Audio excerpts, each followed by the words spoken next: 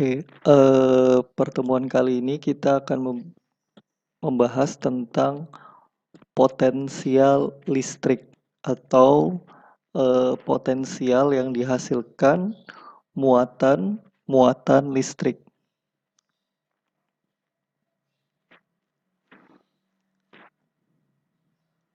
Jika ada muatan, misalkan muatan tersebut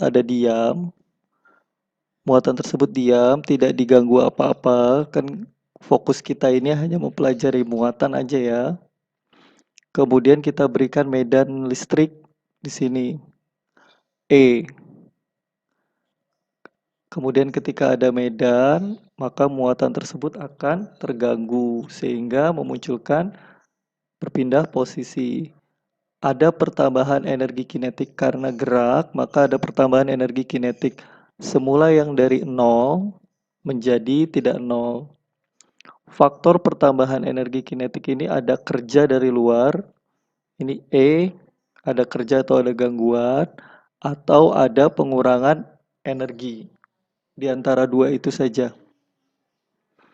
Nah, kemudian potensial listrik ini hampir serupa dengan gaya Coulomb, di mana nilainya akan berkurang seiring bertambahnya jarak.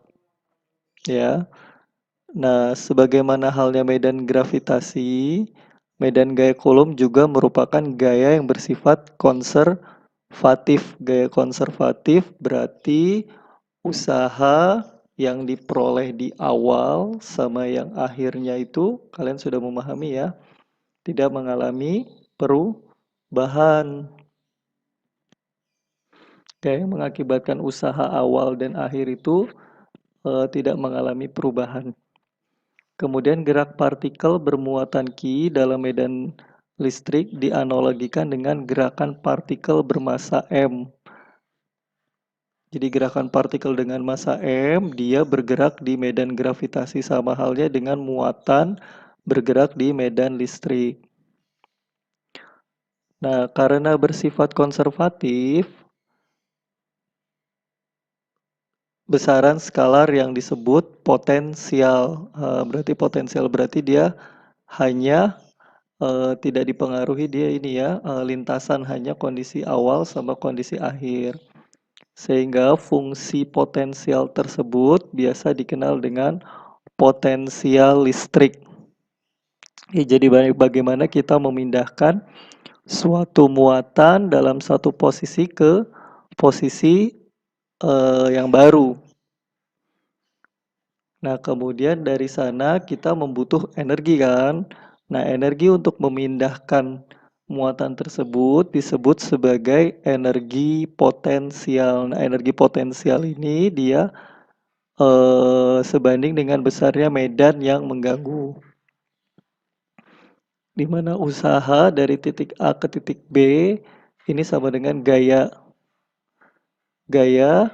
pada lintasan tertentu ya, atau disebutnya delta U. Gaya Coulomb merupakan gaya konservatif ya, karena hanya lintasannya dia tidak berpengaruh bentuknya. Untuk medan gaya konservatif, integral lintasannya hanya bergantung pada posisi awal dan posisi akhir. Sehingga energi potensial merupakan energi yang bergantung posisi, bukan bentuk lintasan ya. Jadi posisi awal sama posisi akhir. Satuan dalam listrik karena bentuknya energi sama-sama dalam berupa joule. Nah, energi potensial listrik antara dua buah titik sama dengan usaha yang diperlukan. Misalkan saya ingin merubah dari di potensial titik B, posisi awalnya titik A. Sehingga usaha yang saya lakukan adalah bagaimana mendorong dari titik A ke titik B. Kita mengetahui bahwa medannya, ini di sini ya, lintasan medannya ini dari A ke B. Ya enggak, dari A ke B lintasannya datang seperti ini. kemudian ada muatan. Nah, ini usaha yang dilakukan bagaimana saya memindahkan dari titik B ini ke titik A, berdorong berlawanan arah ya. Ya, sehingga di sini kan ada gaya ya. Nah, gaya permuatan ujinya itu adalah medan listrik. Jadi medan listrik per lintasan kali minus muatan. Diturunkan, kalian simak pelan-pelan, kalian simak-simak sehingga selisih beda potensial. Nah, satuan potensial listrik maka dari kalau misalkan kita ini energi potensial kan udah tahu energi potensial ya. Titik B, titik A. Kita bagi muatannya per Q. Ketika kita bagi permuatan Q itu adalah potensial listrik. Maka potensi muatan tersebut untuk dipindahkan adalah sebanding dengan lawan dari medan listrik yang terjadi pada bidang tersebut. Energi potensial listrik, kemudian tadi kita udah dapat bedanya ya. Selisih atau beda potensial antara dua titik dapat dipahami sebagai usaha yang diperlukan untuk melawan medan gaya kolom. Ini ya. Dengan memindahkan satu muatan dari satu titik ke titik yang lainnya. Muatannya di sini sudah tidak ada ya, karena ini kan di sini tadi U dibagi Q ya. Muatan yang maksud adalah Q-nya ini, Q0. Oke, definisi tersebut kita pahami dengan jelas. Nah, kemudian tinjau medan listrik yang ditimbulkan oleh muatan listrik. Nah, sehingga kita udah dapat E-nya, langsung aja rumus yang hukum Gauss itu ya. Sehingga kita bisa dapatkan ini K, Q-nya muatan enclosure-nya, RA, RB. Sehingga K kali muatan enclosure-nya kali E dibagi R. Sehingga potensial listrik dua muatan titik adalah K Q seper posisi B dibagi posisi A. Jika diambil acuan dari suatu titik misalkan kita titiknya itu kan karena perbandingan antara partikel sama misalkan bidang bola aja. Partikel itu kan kecil banget ya. Sehingga dianggap jarak akhirnya itu tak hingga. Sehingga seperti tak hingga itu kita anggap dia 0. Sehingga kita lihat di jarak akhirnya, kalau kita masukkan seperti ini seperti hingga 0, maka kita dapatkan potensial listrik sama dengan minus pada titik A. Kita membawa muatan dari jarak tak hingga ke titik A, minus K per R A. Sehingga diperoleh potensial listrik pada titik A adalah perkalian antara konstanta ini, Coulomb ini, kali muatan yang dimaksud dikali jaraknya A pada titik A. Seperti itu ya. Nah, ini sejarahnya atau latar belakang di rumus-rumus SMA itu mendapatkan potensial listrik pada titik A adalah Q R per A. Sudah tidak ada lagi ini ya, apa namanya, muatan yang dilingkupinya itu adalah di Q-nya ini, muatan titik Q. Oke.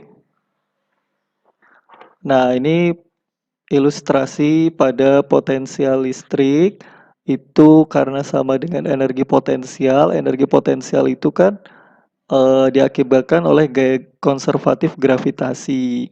Jadi ini penggambarannya bahwa potensial listrik juga gaya konservatif, hanya dipengaruhi potensial tinggi atau potensi tinggi ke potensi rendah. Potensi tinggi ini di dekat muatannya, potensial rendahnya semakin jauh. Atau kalau dalam mekanika ini tempat yang tinggi ke tempat yang rendah. Mudah untuk dipahami ya. Oke, potensial listrik. Potensial listrik di suatu tempat hanya mempunyai makna jika dibandingkan dengan potensial tempat lain. Nah, jadi ini ada proses pembandingan. Jadi dia akan bernilai apabila dibandingkan dari satu titik ke tempat yang lain. Yang mempunyai makna fisis, nah sehingga makna yang sesungguhnya atau benar-benar ada terhitung adalah beda potensial. Beda potensial berarti ada acuan yang dihitung ya, titik awal dan titik akhir. Beda potensial listrik antara dua buah titik merupakan usaha persatuan muatan untuk memindahkan benda dari satu titik ke titik lainnya melawan medan kolom tadi ya, minus delta E itu ya, ds. Potensial listrik di suatu titik sama dengan usaha persatuan muatan yang diperlukan untuk memindahkan. Nah, sedangkan definisi dari potensial listrik itu sendiri secara teori adalah usaha persatuan muatan untuk memindahkan dari titik acuan biasanya diambil tak hingga ke titik yang kita maksud. Ini sudah ditentukan definisinya. Jadi kita ambil anggapnya itu jaraknya dari sembarang titik tak hingga kita tarik ke titik tertentu itu jaraknya tak hingga sehingga memunculkan fokusnya pada jarak eh, titik aja itu yang titik tinjau tersebut. Nah, ini hanya penjumlahan jika potensial listrik terjadi oleh beberapa muatan, terjadi hubungan penjumlahan secara linier.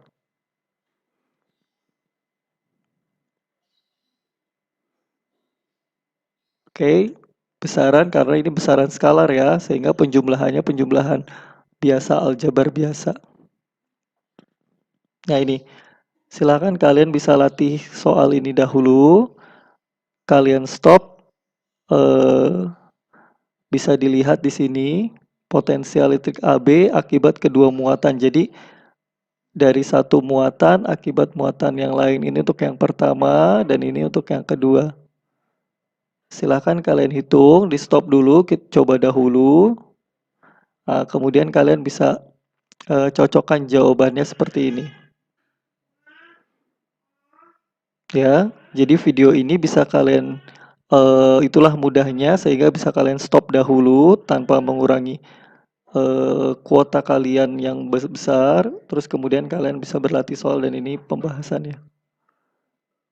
Oke, lanjut. Selanjutnya ada permukaan ekuipotensial. Ekuipotensial ada kesamaan.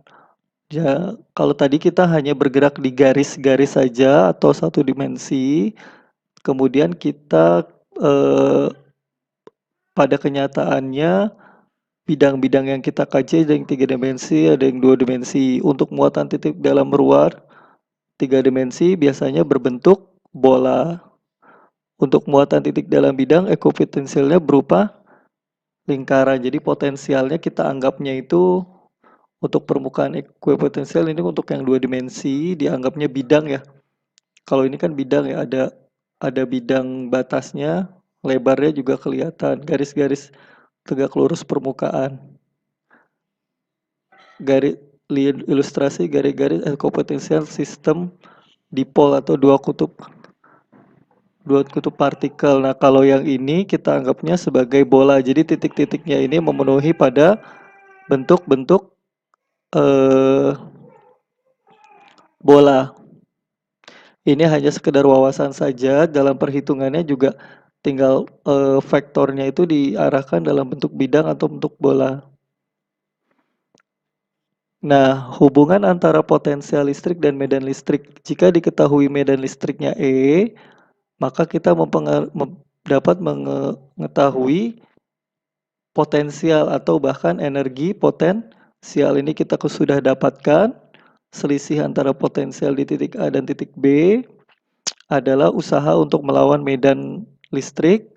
Jika nilai E-nya konstan, ini kita bisa di luar, berarti hanya lintasan ds saja. Sehingga kita dapatkan E sama dengan minus dari selisih dari potensial dibagi panjang lintasannya ya, jaraknya ya.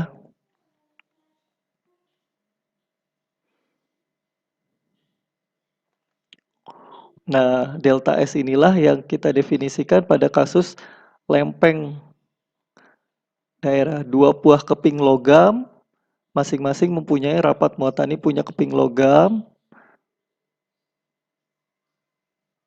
Kemudian beda potensialnya yang terjadi ini kan karena akan ada muncul medan listrik ya. Ketika ada muncul medan listrik, maka akan ada potensial listrik. Coba kalian hitung dahulu di stop videonya. Berapakah beda potensial antara kedua keping tersebut? Nah, ini berikut pembahasannya. Ini medan listriknya, ini Q-nya, merapat muatannya, seperti ini ya. Medan listrik di daerah 2, daerah 1 lempeng 1, dan daerah 2, daerah 1 itu di luar ini. Tuh ya, di daerah 1, di daerah yang tengah-tengah, ini daerah 3. Kalian perlu bedakan. Sehingga masing-masing untuk beda potensial antara kedua keping di titik D, di sini ya D dikurangi V 0 ya.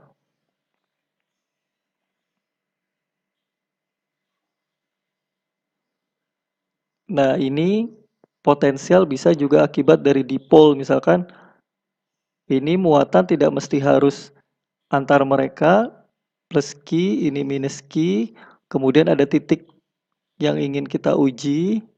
Dipol adalah muatan titik dengan besarnya sama, dia besarnya sama, besar muatannya, tapi muatannya beda plus minus. Nah, ini pelambangannya seperti ini. P yang jauh dengan R-nya lebih dari sama dengan D. D ini jarak di antara mereka dengan R-nya itu lebih jauh. Digunakan pendekatan, kalau kalian ingat di fisika dasar 1, ini interferensi pola difraksi ya. Nah, ini ada proses pendekatan jaraknya D cos theta. Karena ini dianggapnya itu seperti garis lurus aja karena jaraknya kan jauh. Sehingga potensial pada titik P sama dengan kaki D cos theta R kuadrat. Ya, momen dipol P itu muatan kali lulu. Momen dipol P itu muatannya kali D. Nah, ini distribusi muatan. Jika distribusi muatannya adalah kontinu, maka di sini nanti fokusnya ke dq-nya ini. Perubahan dari muatan distribusi kontinu masing-masing elemen, dq, posisi tetapnya terhadap titik apa yang diacunya. Nah, ini adalah potensial listrik akibat distribusi. Nah, ini distribusi kalau misalkan bentuknya, kalau tidak tadi kita titik ya. Kalau ini panjang, lambda, ini sigma untuk luas, ini rho untuk volume, sehingga bentuknya seperti ini. Distribusi-distribusi ini menghasilkan potensial-potensial yang berbeda-beda. Nah, kayak misalkan bentuknya seperti ini, titik acuannya mana? Kan secara fisis potensial akan terjadi jika dibandingkan kan ya. Potensial di sini sama titik mana yang kita tinjau. Nah, silahkan kalian bisa lakukan latihan soal dahulu di stop videonya. Nah, ini bahasannya untuk potensial listrik. Nah, ini kan terdapat karena kita lihat ya, kan dia bisa berubah-berubah jaraknya dari titik pusat, dia bisa bergeser ke sana ya. Dq kita ambil satu spesimen aja, di sini adalah dq adalah lambda kali dx. Potensial listrik di titik P akibat elemen dq ini secara aljabar biasa saja. Sehingga potensial listrik di titik P dia berubah-ubah sepanjang X, X-nya bisa berubah-berubah, maka potensialnya juga nilainya bisa berubah.